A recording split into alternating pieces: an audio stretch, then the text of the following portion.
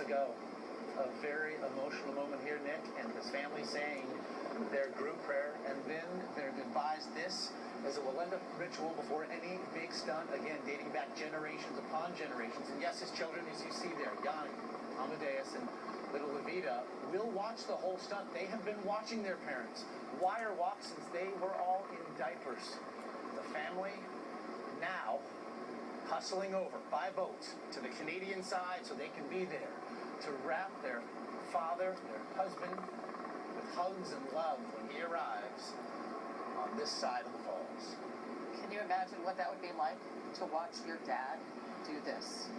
As Nick and his family know exactly what he faces tonight. Look at his walk, which essentially is broken up into different zones, each of them with its own challenges. The first challenge is he has chosen to walk from America to Canada is the descent.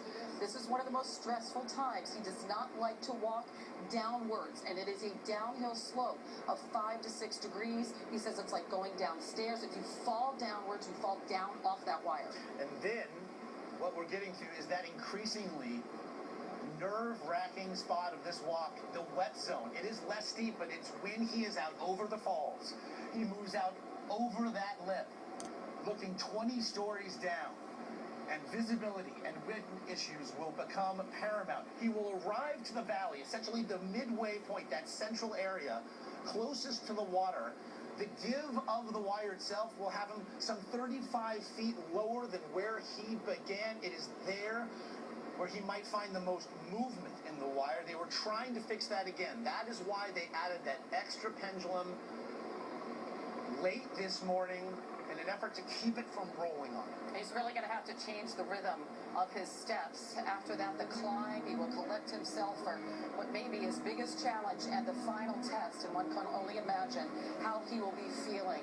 His arms, his neck, his entire body trembling from carrying that balance pole, his legs under tremendous stress as they will start that final climb uphill to Canada and into history. It is a walk he will begin, putting his whole future on the line, walking for himself, his family, his family's legacy, and a place in the record books, a place in history, 200 feet over Niagara Falls. Go nowhere.